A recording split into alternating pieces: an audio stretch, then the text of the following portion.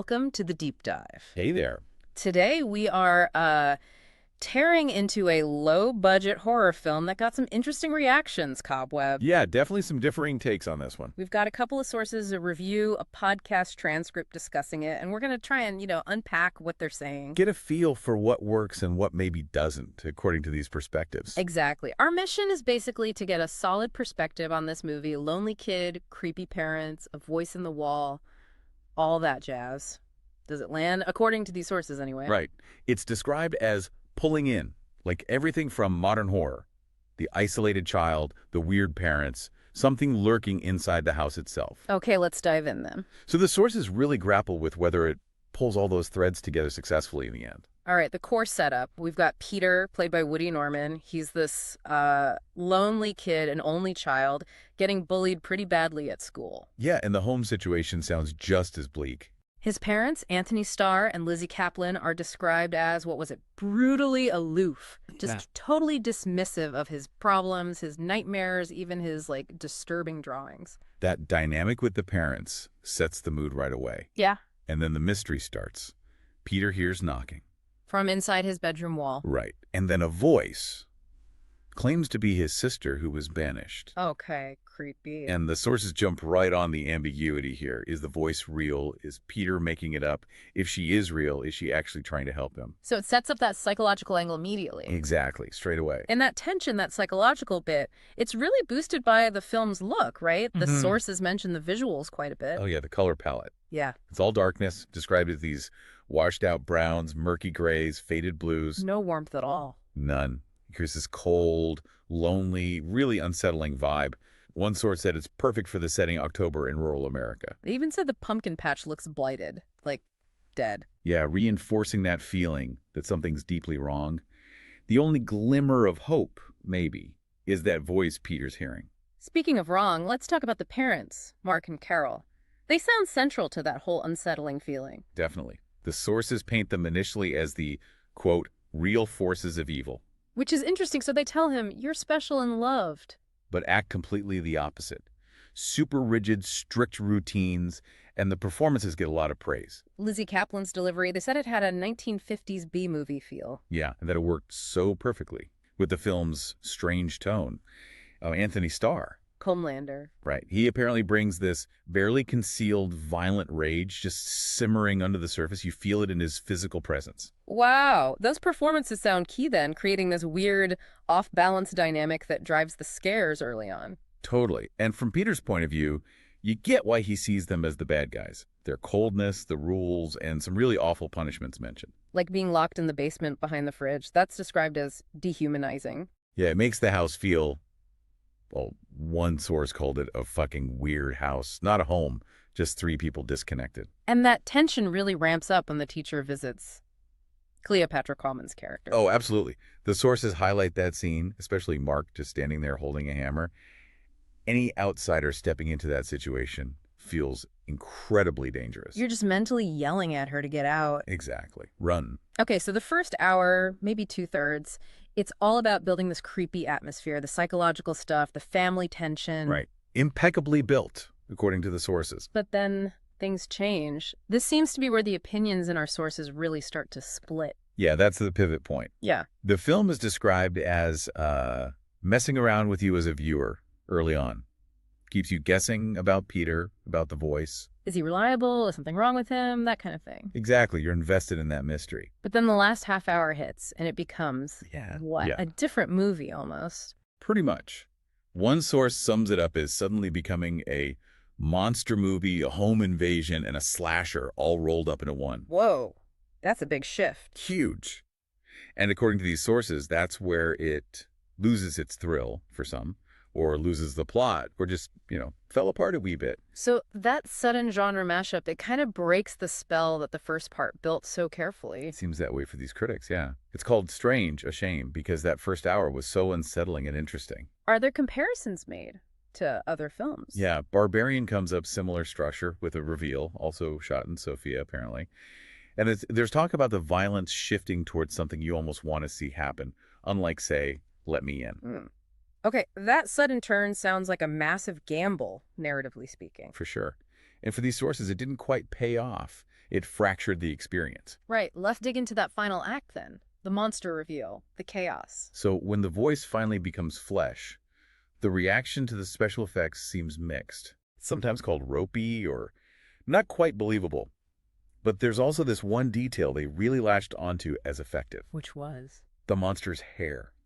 Super long, described as like a big cobweb tangled with baby spiders. Ugh, spiders, okay. And apparently, the way it moved, the hair itself, created real moments of terror, like the spider crawl in The Exorcist. That kind of visceral reaction. Okay, that does sound genuinely nightmarish, but what about the monster itself? As a character, sort of? Well, that's another point of ambiguity the sources raise. Initially, you might feel a bit sorry for it, right? Banished, neglected sister figure. Maybe. But then, especially when the bullies show up for that home invasion sequence, it just becomes, as one source put it, pure bloodshed for the sake of it. Okay, so any sympathy kind of evaporates. Seems like it. Yeah. Which leads into another really interesting point from the sources. Peter himself. Right, the protagonist. Or is he? Exactly. There's that scene where he poisons his parents. Which is pretty shocking. But the sources note how the film subtly lays the groundwork for it, with all the abuse and isolation he's suffered. That detail about the poison smelling like cinnamon. It's chilling, twisted, unexpected, but it feels earned within his awful experience. Still, it's not exactly typical hero behavior. Not at all. And that seems to be a major takeaway for these sources. There's no clear person to root for by the end. You're left feeling kind of uneasy about Peter, too, especially how he reacts when the bullies are attacked. So you're not really sure whose side you're on, if anyone's. Precisely. It forces you to question everyone. That seems intentional. Going back to what did work consistently, even through that divisive ending, the acting comes up again and again. Oh, absolutely. Woody Norman as Peter, Starr, Kaplan. They're called the driving force. Unanimous praise there. Anthony Starr's physicality gets another mention, conveying that tension. Yeah, just that coiled rage. Apparently the performances keep you watching, even when the plot maybe goes off the rails a bit for some viewers. And there was an interesting bit about the script's origin. Right. Written by Chris Thomas Devlin. It was apparently unsolicited, not a studio project initially. It landed on the Blood List. Which is like the blacklist, but for horror scripts. Exactly. Highlights promising unproduced horror scripts. So it suggests it came from a place of, genuine creative spark, not necessarily the usual Hollywood machine. That is interesting. Maybe speaks to why it had those strong initial ideas. Could be.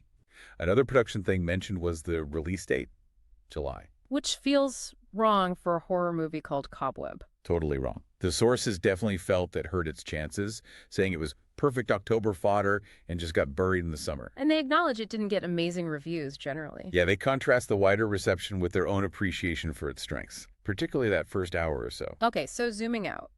Why focus on Cobweb? Why this deep dive?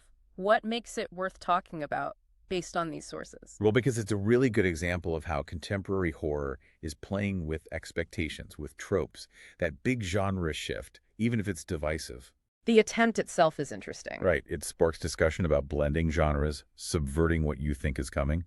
The sources brought up comparisons like The Ring, and even touched on that whole elevated horror debate. Which John Carpenter apparently hates as a term. Huh. Yeah, one source mentioned him dismissing it. It just provides context for where Cobweb sits in the genre landscape. Makes sense. And if people are intrigued by this discussion, the sources offered some other recommendations for further viewing. They did. If you liked the unsettling psychological vibe of Cobweb's first half, No One Will Save You was suggested minimal dialogue, home invasion, quite unique, or censor for indie British horror. And for the genre-bending aspect. Revisiting Barbarian makes sense for comparison. Malignant also got a quick mention for its wildness. Okay. What about more classic stuff? The Invisible Man. Both the 1933 original and the 2020 version came up. And the Saw films, surprisingly perhaps, specifically the first one and Saw X, were noted for being better than maybe expected. Right. And something lighter, maybe? Definitely. For horror comedy, Tucker and Dale vs. Evil got high praise for being hilarious, Renfield 2, and even the Foo Fighters movie, Studio 6666. So lots of options depending on what flavor of horror you're after. This does raise an important question. It does, yes. So let's try and summarize the view from these sources on Cobweb. What's the final word? Okay, so the consensus seems to be a film that's brilliant at building tension and a creepy atmosphere in its first part, driven by really strong, unnerving performances. It plays with psychological horror, effectively.